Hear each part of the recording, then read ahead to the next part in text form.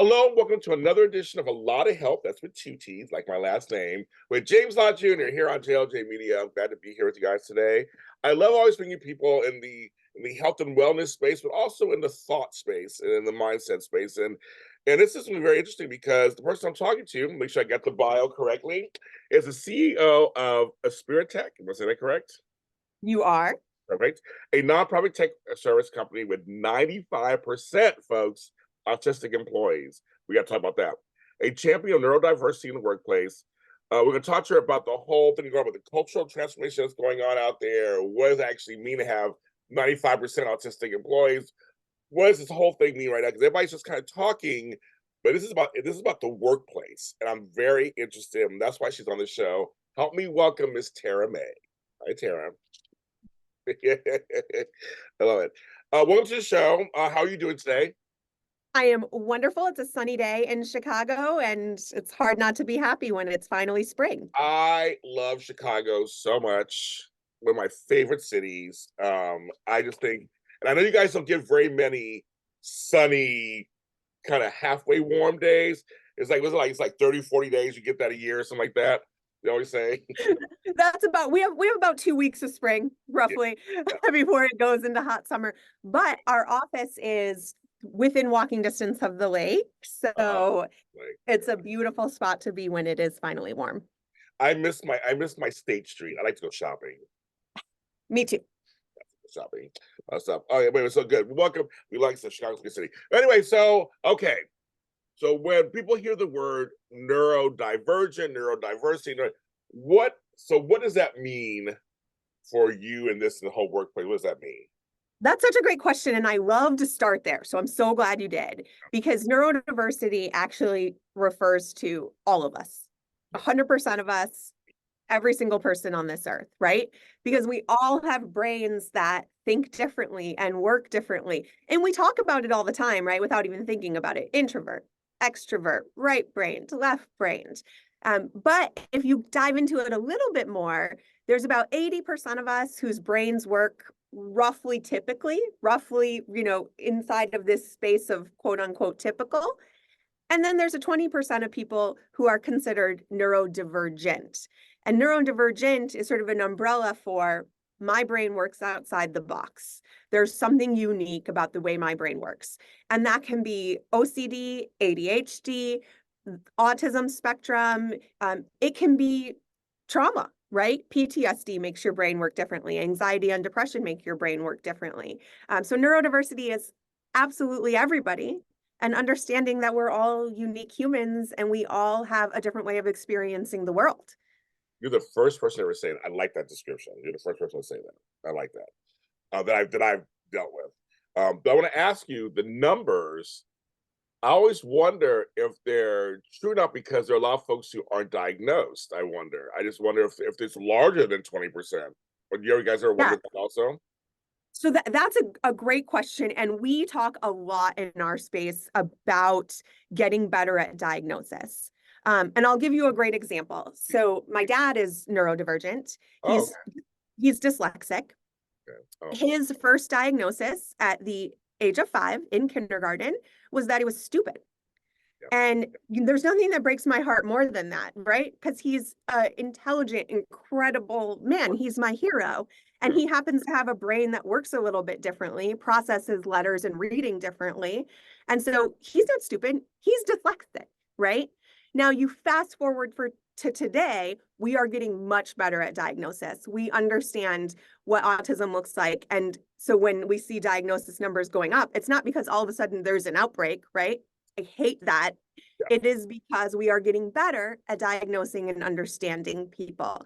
So, 20% is a rough guess. I'm sure there's potential that it's much, much bigger than that.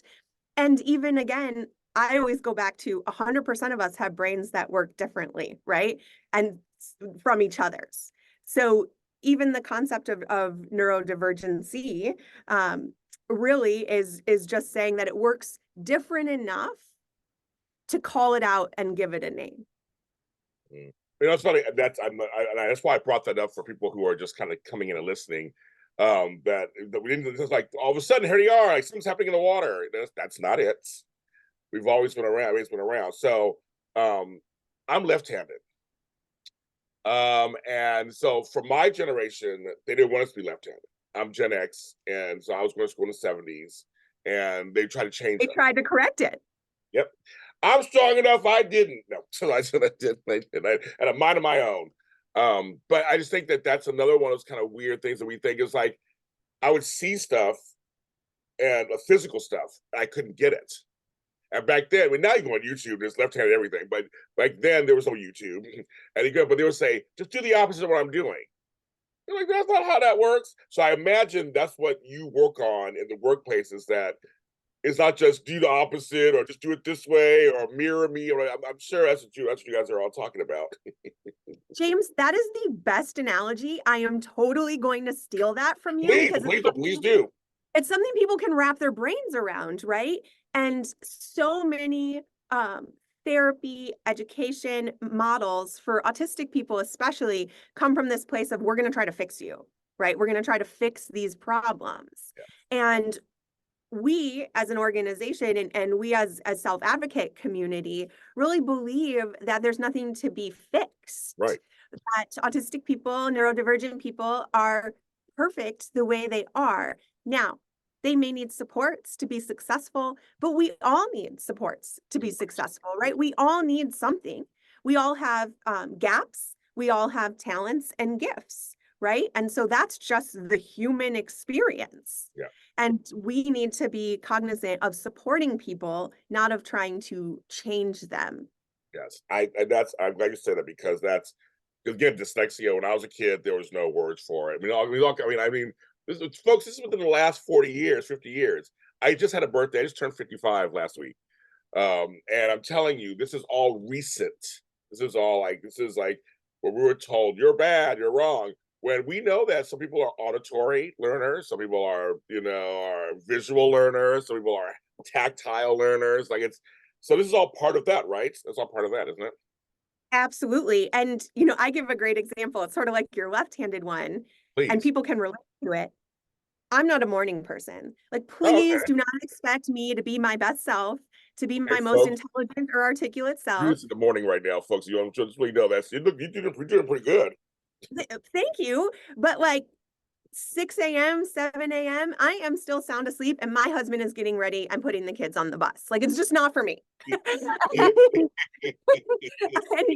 people can relate to that, right? But I think understanding yourself and understanding what you need and how to be your most successful and best self is really something powerful. And we should embrace it, not shy away from it.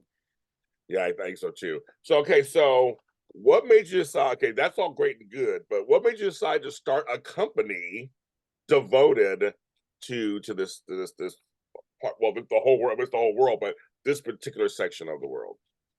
Well, I want to give credit where credit is due, because I'm actually not the founder. So we had the most amazing founders. They are a couple, mother and father of an autistic adult who was at the time working in retail. And they knew his capabilities were so much more than that. And they knew actually that the retail environment isn't always ideal for autistic people. There's a lot of sensory issues. There's a lot of social encounters. There's a lot of things that may not jive with an autistic individual. Yes. So they started doing research and modeled this organization after another company in Denmark called Special Eastern.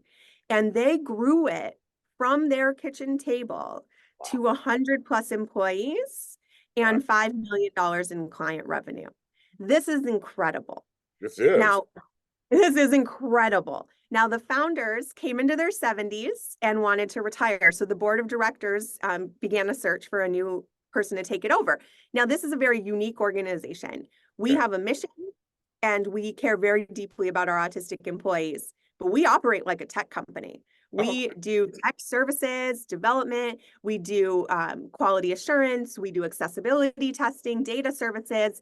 And so you needed a tech leader and someone who cared deeply about the mission of neurodiversity in the workplace. And I was lucky enough, I consider myself lucky and blessed to have been chosen to be the successor. And I am now 2 years into that position. And the happiest I've ever been. I spent 25 years in the corporate space before this, and this is by far the job where I wake up in the morning and I just feel grateful to do this work. Do you feel like you're now of service? Like, I had a corporate job for like 12 years, and I feel like I was just pushing papers. It wasn't my passion. I was doing something for somebody else. Now what I do here, I feel like I'm serving the public, and I get chunks of my life are feeling good because I feel like I'm actually affecting somebody somewhere. I love that. So I worked in media transformation, right? So I started my career as a journalist. I was a reporter. Oh wow, And okay.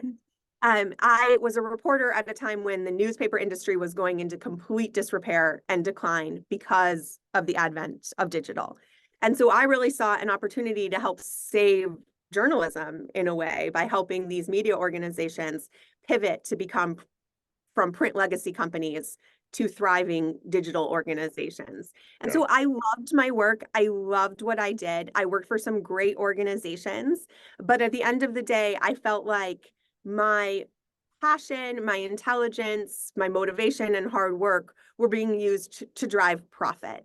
And while that was okay, and I'm grateful that I was good at that and could make that happen, I had a very serious health scare in 2020. I came very close to losing my life, and I kept thinking, what would my children say that I did for the world if they were giving my eulogy? What would they say? What would they remember? And I didn't want it to be about money. I wanted it to be about the difference I could make for something bigger than myself and ourselves. And so this opportunity, it gave me an opportunity to change and transform the way I approach my work and my life. Yeah, that's it's funny. In 2018, I got severe Bell's palsy, and half my face was paralyzed for a year. Oh, I couldn't do this. I couldn't do anything. And so once I fought my way back, it was like you. I was like, what am I doing? What is going on here? What it should I? causes you to take pause. Right, it does. Right, it was a pause. And so I'm just going to ask, because you did bring it up, what exactly happened? If you want to talk about what happened to you. No, it's okay. I'm really open about it. I had some Okay. complications. I had some complications from a surgery that actually caused my esophagus to swell shut. Now, when your esophagus swells shut and you can't get down water or food, you basically are starting to waste away. I mean, I lost 50 pounds in the course of 6 to 8 weeks. I went from an energetic person who ran 15 miles a week to Yeah. somebody who I could barely take a shower. Like I had to sit down and pause in between showers because food and water are energy, and I wasn't getting any, and I was wasting away basically. So eventually, I had a procedure, and they were able to open my esophagus back up, and I had to relearn how to eat. I mean, I basically had to start with broth and work my way up to applesauce and work my way up to solid food. And it was 6 months of wondering what was going to happen. Yeah, well, see, and I'm glad you're doing better. You look great. I can relate. I had to learn how to talk again. So I couldn't swallow, cough, sneeze. It's really weird how this whole upper body It's thing, all related. it's all related. My And left James, I don't know about you, but I love food. So like side, so do I. Oh my God. I remember my husband made his spaghetti dinner. I love his spaghetti. It's like my favorite thing. And I sat in the living room on the couch sobbing because I couldn't eat the spaghetti with my family. And that's so ridiculous. Now, like I look back on it and I know how ridiculous it is, right? But at the moment, it felt like I couldn't participate in my life. Well, the thing is, I'm going to rephrase it for you. It's not ridiculous, because it's one of those. I think we forget sometimes. It's those simple pleasures. That's what I lost. That's what I was missing. The simple pleasure of having your husband's spaghetti. Yes. And I love his spaghetti. It's still one of my favorite Mine simple too. pleasures. When I walk in the house and I can smell his spaghetti after I come home from work, I'm like, I'm the luckiest woman in the world, You see, I right? get it. I get it. I totally get it. I'm glad you're better, and I understand I that. am glad you are too. We're fighters. We are fighters. No, we are. I love that. Okay. So now, your tech services guy is a nonprofit, but it says you have 95% autistic employees. So can you talk about what Yep. that So that's our mission, right? So as a nonprofit, our mission is meaningful employment for autistic adults. So we accept applications from autistic adults. Our interview process looks very different from, what we might call a neurotypical organization or another organization. It's a very neurodivergent friendly interviewing process. We offer supports in the workplace. We have a sensory room. We have support staff. We focus a lot on mental health and wellness in the workplace. We have meditation 3 times a week. We have supports for communication, for emotional dysregulation, for anything someone who is autistic might need to be successful in the workplace. And we truly believe that neurodiversity belongs at every level of the workplace. So this isn't a situation where, someone comes in and they can only have an entry-level position. We have neurodivergent people through every level of our organization, from entry level to middle management, to leadership, to our executive team, to our board of directors. And throughout every team, including HR, operations and our technical work, IT, our support team is supplemented by neurodivergent individuals, as well as our sales and marketing team. So we don't pigeonhole it anywhere. It is loud and proud throughout our organization. That's wow. Okay. I love that. I love that. Okay, so for other companies who may come across someone in the I don't know, I'm trying to find the right wording, because I know all the wording.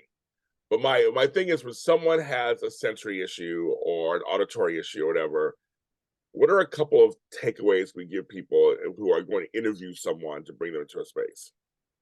Yeah, absolutely. And your question was worded perfectly. I know exactly what you're getting at. Yeah. And first, I want people to know that every workplace is neurodiverse. Yeah. Okay. Whether you know it or not, whether people share it with you or not, whether they themselves know or are diagnosed. If you have more than 5 to 10 people, you've got neurodivergent people on your team, right? That 20% number is very real, and every level of your organization has neurodiversity.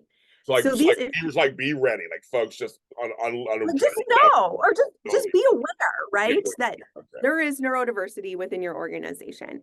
And there are a lot of things you can do to help support or minimize problematic areas in your organization. So one great place is the office environment, right? There are things you can do, like think and be conscientious about lighting. Offer quiet places for people to go if they want to have a private meeting, or if they just want to be able to focus and hone in on what they're doing, right, without distractions. Think about sound and ambient sound in your workplace. These are really simple things you can do. Here's an interesting one. Okay. Think about temperature. So most offices are kept at a temperature that is scientifically proven to be optimal for men. Well, that made perfect sense in the 50s, right?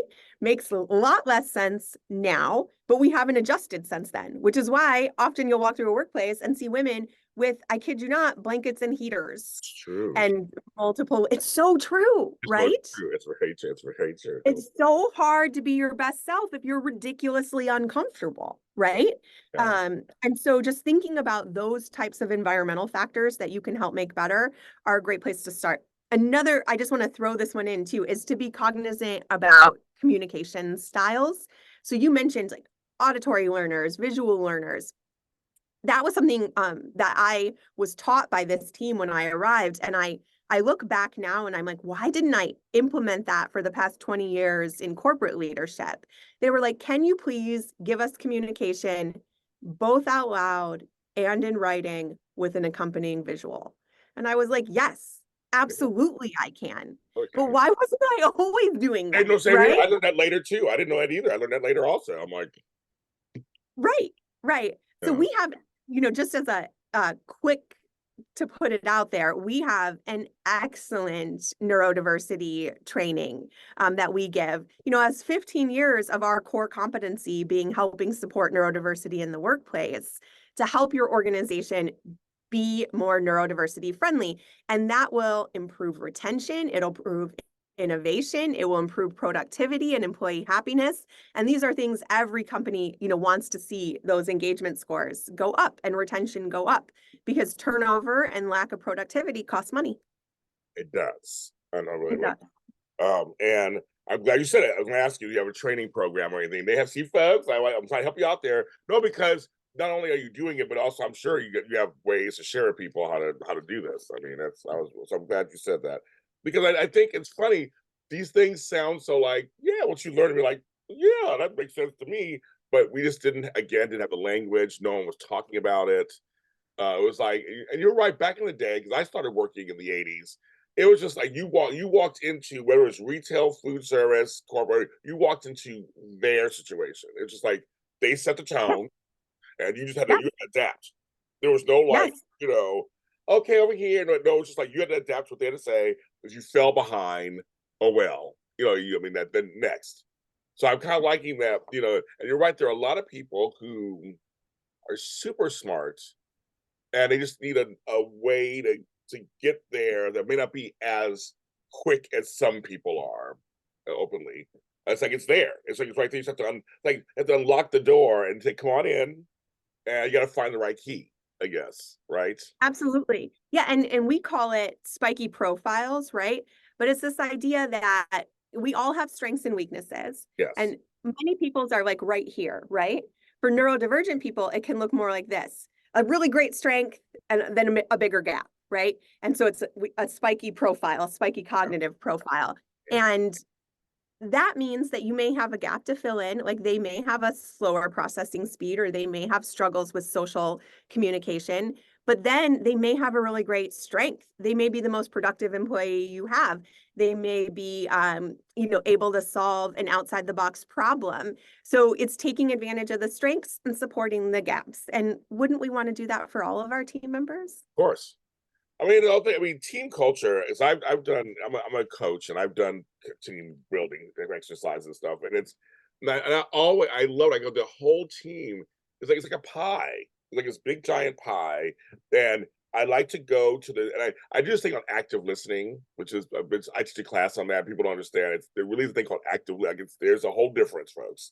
Than just I know but folks out there may not know. There's a whole thing with that, and so listening not just with your ears, you're listening with all kinds of stuff. But I've learned from that practice how to go to find certain little strengths for the team. Like you got to use it for the team, so the pie still comes together with everybody making their piece in there, right? And I'm so imagine this is true, same thing.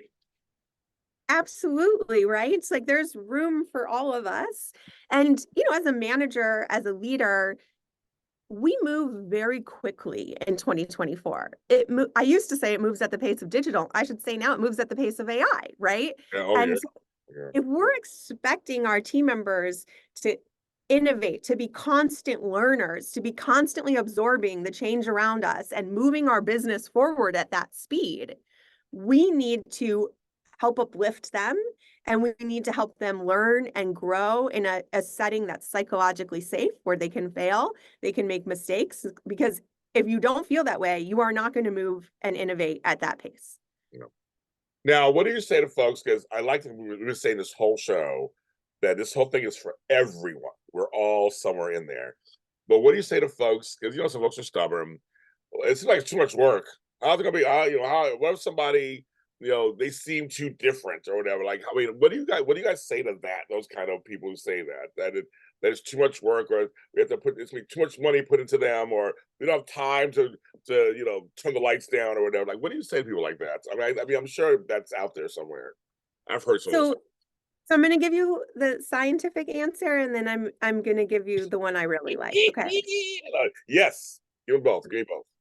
So the statistical answer, which most people would say, is that 80% of the accommodations we offer here to a team of almost all autistic people are free and simple to implement. There you go. So that's the quick answer. So the second one is my favorite. So James, I'm going to make you play a guessing game with me, okay? Okay, ready. Okay. What do you think is the most often requested and most cited accommodation that our all autistic team asks for? Oh, that's good. That's a good. Okay. I think they're asking that all they're asking for. It's far and above, more than any other. Oh wow. Um, accommodation. I'm gonna make sure I'm like accommodation. I like this question too. I might tell you. A couple of things come to mind, but I don't think they're it. Okay, I'm trying to think. Okay, I'm like, okay, I just gotta give you an answer. I think relation is it space? It's like space to create. That's a good answer. We do get that request a lot for their own private space. Another common one we get is headphones and the working environment sound issues. Oh, okay. But I'm going to tell you what the most requested Yeah, I'm far totally. and away beats everything else. It's kindness. So Oh, do we not have time and money for kindness? some companies no. That's why I left them. Yes, no, that's fine. I mean, well, that makes sense. Kindness, patience, compassion, Kindness, patience, grace, compassion, grace. grace. That's it. That's okay. I like that. But see, The team will but you see in some spaces, they look at that as like, what are you talking about? Oh, like just do your job, like whatever. And I hate that because I'm like, I've been working Oh, since 15 years do not old. get me started on that, right? Like I think there's this idea, and I've fought it my whole life, Same right? here. Because you know, you're too nice. You're too nice to ever be successful. You're too nice to ever be in charge of a Yes. organization. Well, guess what? My last company, I grew up from $2 million in digital revenue to $20 million in digital revenue. And I did it with a smile on my face and kindness in my heart. And the team that I coached, I took them, a lot of them from, sort of mid-level positions, some even entry-level positions, into a team of powerful executives. They grew in the decade under me, and one of them works again for me now. I took her here. The others I stay close with. We were a team, and leadership is a service. It's not a dictatorship. Thank you. I like that. And I was the same way. I had the same thing with James, but they're saying you're so nice, Ken. I'm not a pushover. Don't worry about that. I will get it done. And what would happen is a lot of my retail jobs back when I was younger, I was like, my team was number one, or I was number one, or my department was selling the most. I worked in the shoes department. So, how do you do it? James? I go, because I treat my employees with respect. Yes. I was like 25 years old and I knew that part. I'm like, when you're nice to them, when you bring them pizza every once in a while, they'll do whatever you want. I mean, you know what I mean? Food It's really like, helps. oh, Food is a really important rest reason. was food, coffee, candy, whatever. Especially, I had a lot of ladies working underneath me. I was like, make sure you give some coffee, make some stuff, some McDonald's every once in a while. They were happy. But that's all. But that's my whole thing was like, even I knew as a young age, going, well, if I'm nicer to them, and still I can be stern and show them, and if I'm nice to them and also stick with the rules, have, as you say, the kids say, the receipts. Then when I do talk to them about something, I go, well, here's what you did. We can't argue that. Like, really, right? We can't really argue that. I'm not coming after you. I got to do this job, and it worked better than just barking orders and instilling fear. Remember that whole thing was like they have to fear you to be successful. You can't make sales if they don't fear. No, no. So there's actually a great psychological principle to back this up. So people, when they hear praise, it's Pavlovian, right? They want to do that again. They want to do more of what got them the praise. When they get negative feedback, what they will do is go in search of someone or some way to prove that negative feedback wrong. And so they're wasting their time and their energy looking to prove their boss wrong. Whereas if you tell them what to do right, what to do positively, what they've done well, they will spend their time and energy doing more of that. Which one of those things do you want your people spending time on? Gossip? Right, Invalidation? right, Or giving back to the organization what you're giving to them? right. I could talk to you forever. This is great. This is not. See, I can talk to you forever. This is great. This is great. And that feeling would be great. Um, congratulations on all the success you guys are having at Aspiritech, and that you guys are really on the forefront of just new developments and knowledge in this space. And I like that we are all in the neurodivergent community. And just the way life works, we have to, if you have to work with anybody else, we got to work together, right, Tara? We got to be in it together as humans, right? Yes, we have to. Where can they find your company if they want your training stuff or they want to work with you? This is your chance to promote. Oh, thank you, James. You're so kind. Our website is the absolute best place, www.aspiritech.org. We are a nonprofit, but we're a business. And the way that every one of our team members earns their paychecks is through client work and our excellent tech services. So check them out if you have a need. Yeah, very good. I'll put them in the description below. Thank you. Again, I'm James Lott Jr. and my website's a lot of help. Again, those 2 T's, like my last name, a lot of help.com. I am also a certified life coach in 5 areas. Check me out, see what I do over there. And seriously, I just encourage everyone to expand their worlds a little more and their brains, and just being inclusive to all people in the workplace. I feel very strongly for that, because everyone has something to contribute, and that's all they want to do is contribute. That's all they want to do. So please, employers, anybody, just please expand your brains, and we will see you next time. Bye-bye.